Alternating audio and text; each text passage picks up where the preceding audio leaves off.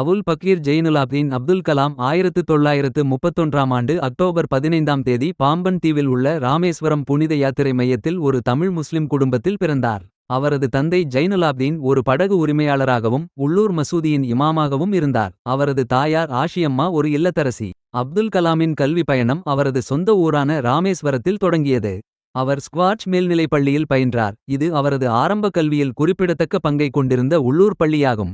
அவுல் பக்கீர் ஜெயினுலாப்தீன் அப்துல் கலாம் 1954ஆம் ஆண்டு Trichy Saint Joseph கல்லூரியில் அறிவியலில் பட்டம் பெற்றார். 1955ஆம் ஆண்டு மெட்ராஸ் தொழில்நுட்ப நிறுவனத்தில் விண்வெளி பொறியியல் படிக்க கலாம் சென்னைக்கு குடிபெயர்ந்தார். அப்துல் கலாம் மெட்ராஸ் தொழில்நுட்ப நிறுவனத்தில் பயின்றார், அங்கு அவர் 1960இல் விமானப் பொறியியலில் பட்டம் பெற்றார். பட்டம் பெற்ற பிறகு அவர் பாதுகாப்பு ஆராய்ச்சி மற்றும் மேம்பாட்டு நிறுவனத்தில் DRDO சேர்ந்தார், ஒரு இந்திய இராணுவ ஆராய்ச்சி நிறுவனம். மே 18 1974 அன்று இந்தியா தனது முதல் நிலத்தடி அணுசக்தி சோதனையை நடத்தியபோது அவர்களின் முயற்சிகள் பலனளித்தன. இந்த சோதனையில் சுமார் 8 கிலோடன்கள் உற்பத்தி திறன் கொண்ட ஒரு சிறிய அணுசக்தி சாதனம் வெடிக்கப்பட்டது.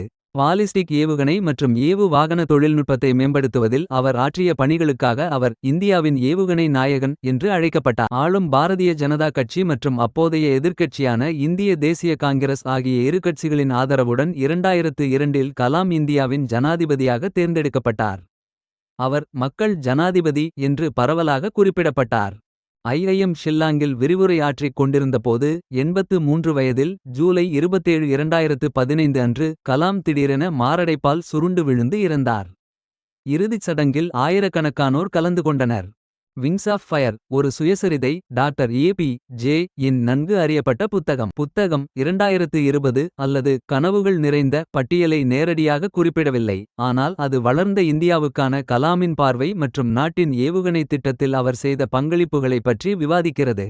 இந்தியா 2020 அடிப்படையாக கொண்ட இந்த புத்தகம் குறிப்பாக இந்திய இளைஞர்களை தேசத்தின் வளர்ச்சிக்கு பங்களிக்க ஊக்குவித்து அதிகாரம் அளிப்பதை நோக்கமாக கொண்டது.